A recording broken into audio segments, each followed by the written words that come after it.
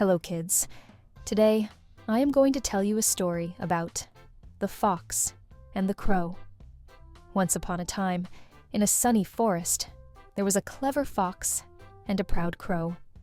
One bright morning, the crow found a delicious piece of cheese lying on the forest floor. With a flutter of her wings, she swooped down and picked it up. Happy with her find, she flew to a tall tree to enjoy her tasty treat in peace. The fox, who was wandering nearby, smelled the cheese from far away. His stomach growled, and his sharp eyes spotted the crow perched high in the tree with the prize. He thought to himself, "That cheese looks so good, but how can I get it?" After a moment of thinking, the fox had an idea. He knew that the crow was proud of her shiny feathers and beautiful voice. With a sly smile, the fox called up to the crow. "Good morning, Miss Crow," he said, his voice smooth like honey. "I hope you are having a wonderful day in this beautiful forest. You are without a doubt the most graceful bird around. Your feathers shine like gold in the sun, and I'm sure your voice is just as sweet as your looks."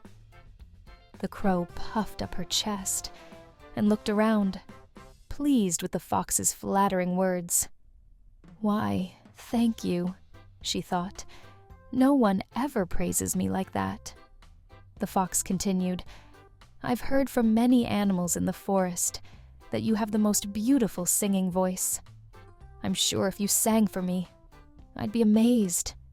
Could you sing me a song?" The crow felt even more flattered now. She loved the idea of showing off her beautiful voice. She had always thought she was the best singer in the forest. "Well, since you asked so nicely, I suppose I can sing just for you," she thought, holding the piece of cheese tightly in her beak. As the fox sat patiently below, the crow took a deep breath and began to sing. She sang loudly, flapping her wings with every note. But just as she was about to hit the highest note, she opened her beak wide, and the cheese fell right out. Before the crow could even realize what had happened, the sly fox leaped up, grabbed the cheese in his mouth, and quickly dashed away. The crow stopped singing, wide-eyed with surprise. "Oh no! I lost my cheese," she cried. The fox turned back with a sly grin and called out, "You may have the prettiest feathers and the loudest voice, Miss Crow, but it's your cleverness that you need to keep an eye on. Next time, don't let flattery distract you." The crow felt embarrassed. She had been tricked by the fox's sweet words.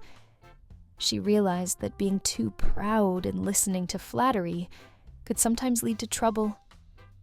From that day on, the crow was a little more careful and learned to think before acting, no matter how much someone praised her.